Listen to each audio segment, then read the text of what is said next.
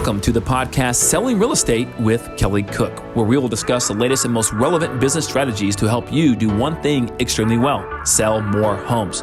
We'll discuss everything from business planning to lead generation and conversion to past client customer service and everything in between. Join us for authentic conversations and nuts and bolts takeaways you can implement into your business today. And now, Selling Real Estate with Kelly Cook. Hello, everybody, and welcome back to another episode of Selling Real Estate with Kelly Cook. And of course, we got Kelly with us today. He is joining us to drop some knowledge. And I haven't asked this in a while, Kelly, to kind of start off our episode before we get into it. What are you reading right now? Listening to. We all know Kelly is a fan of listening, not so much reading, so that you can do things on the go. It's a little bit more efficient, right? Usually at like twice speed or something like that to really pack it in quickly. But what are you consuming right now to kind of set you up for the next year in real estate or anything? Yeah, I'm gonna give you two things. There's one right now. What I'm listening to, which a book is Fanatical Prospecting by Jeb Blount.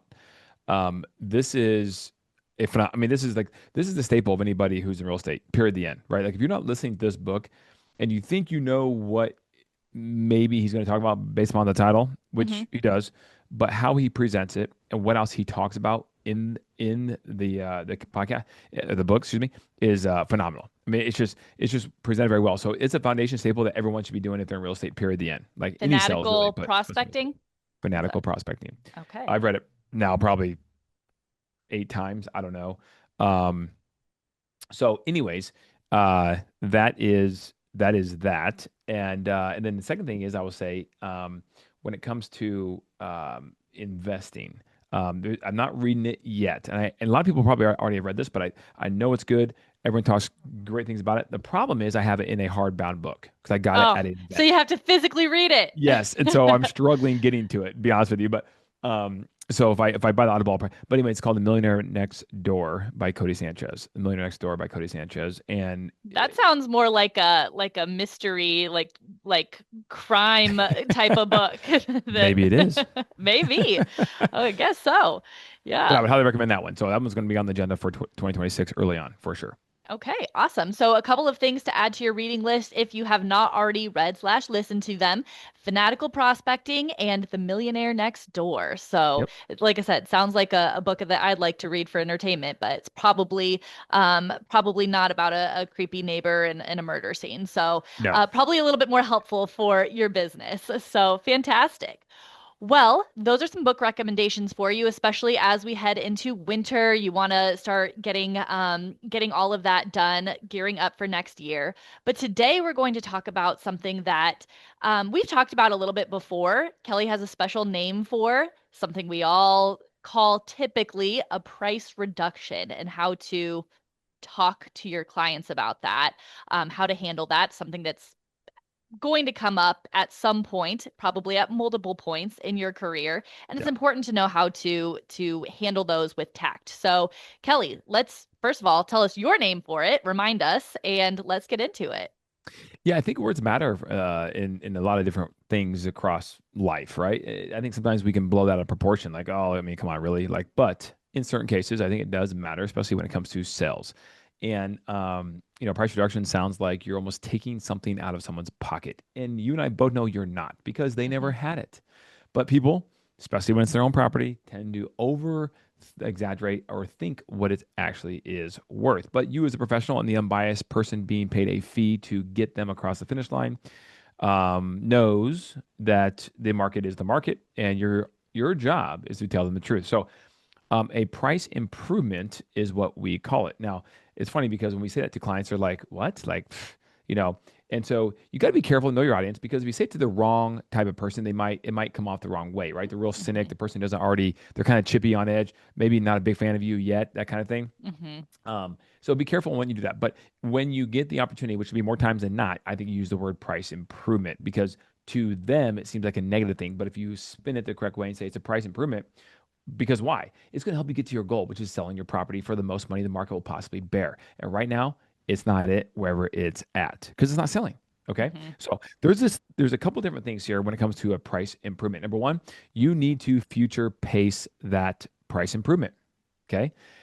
And number two, You need to have a system consistently to be able to what's the word? Chop down the trunk of the tree efficiently, right? Like, and it takes some time. Usually, if you take an axe and you swing it at a big base of a thick trunk of a tree, you're not going to knock it down in one swing, but over several that are consistent, you will. So, the communication to consistently talk about pricing is what is number two, and that's going to happen on a weekly basis. That rhythm should be weekly, not monthly. Too much time in between. You don't build the trust, the rapport, etc. Regarding that, and then number three is when you have that call, or if it is in person, you do need to master that call, the scripting, the words, why it's beneficial for them, what's in it for me with them, right? That's what everyone wants to know, and you should always remember as a salesperson, what's in it for me. They don't care about what is in it for you as a salesperson. So let's go back to number one, future pace the price improvement. Now, when you're at the price improvement, guys, always starts from the moment you walk in the door and you're sitting down going through the listing presentation. I know it's true. It does. So when you're discuss pricing at that point, listing presentation, and you're going back and forth on where you're going to land on that pricing, you need to bring up a method that is not just yours, but it's yours, your name, number one, or what you call it. You can call it something different, but I call it the 10-10-0. Okay. 10-10-0. I've also heard other people call it the 10-30 rule. Okay. But really, effectively, it's the same thing. But you need to bring this up when it comes to the pricing conversation, because you're going to set the tone that if you feel the price is a little bit on the high end, this is what is going to get them to realize that they need to come down on the price at some point after it's on the market. Okay. So the 10-10-0 formula goes like this. If you have the house on the market 10 days and no showings, you are overpriced. Conversely, if you have 10 private showings and no offers, you're over on your price. And that's a real simple rule to go by. So when you get to day 10, which, by the way, does that have to be right in day 10? No. But in week 1, which goes to the second point I made, when you communicate weekly the updates of what's going on with their property, the first week, you should never bring up a price improvement. It's too early. It's 7 days on the market.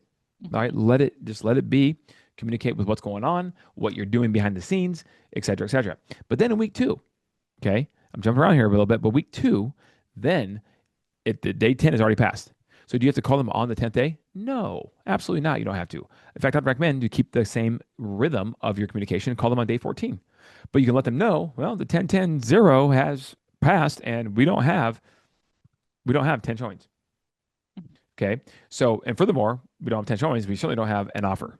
In fact, we're not even close to one right now. I'm talking to all these agents, following up, doing my job, and no one's even, there's nothing there. Okay. Yeah. So future pace that 10-10-0 so that they understand when you talk to them after day 10, it should not be a surprise to them that you're going to bring up the fact that you may be overpriced a little bit. Now, in week 2, if you don't have any offers, you're not close to anything, it's safe to say you're probably at least in the ballpark of 2 to 4% overpriced. If you get to week 3 on the phone conversation, the percentage of the amount that you are overpriced continues to go up. Why? Because days on market is the enemy of a listing. So you might be 3 to 5% after the end of week 3. Week 4, you could be darn near 5 to 6% overpriced. So these are the things that, and by the way, does it keep going up forever? No, not necessarily. This is not a vacuum here, but just understand the concept of what we're talking about. And so you can have those conversations to frame them appropriately with your client. So if you future pace at the table 10-10-0, then now they're already noticed. They're already on alert to know that you're going to have that conversation. And if you're not there, it's not your fault. 10-10-0 is a proven market-based formula that has stood the test of time. And doesn't matter what kind of market you're in. Like it honestly kind of stays the same for when the market's moving really slowly, or a couple of years ago when things were going on the market in one day and getting offers. That's right. It's still kind of the same formula applies either way. 100%. Now, some of you guys are thinking, well, Kelly, hold on. I know you do some luxury. I do some luxury. Yeah. Is it always the same? No, it's not. Okay, that's the one exception. So commercial buildings, luxury properties. So there's the an best way to put it. Expectation that they're going to sit a little That's longer. Right. If the price you choose for a luxury property, that's obviously in the millions, is one in which there's not a house that is somewhat, I mean, not somewhat, like very comparable down the street, over a couple blocks, whatever, that has recently sold in the past 6 months, maybe up to a year. I'll give you maybe because it's luxury. That is very similar to this property. Then no, does that mean that it didn't sell in 2 weeks? Oh my gosh, you're way overpriced. Not necessarily, because the buyer pool shrinks dramatically. So Right. picture the bell curve. Picture the bell curve. You have the outliers on the bottom side, which might be like the really cheap investment properties, right, in your market, and then you have the high end luxury on the end of the bell curve. Okay, but we're talking about the 90%, Mm-hmm. 85% in the middle. Okay, for this type of situation, which the majority of realtors are going to work. Even if you do luxury primarily, you're going to come across probably property you're totally fine working because it's a friend, it's a referral, whatever it may be. All right. Mm-hmm. So keep this in mind.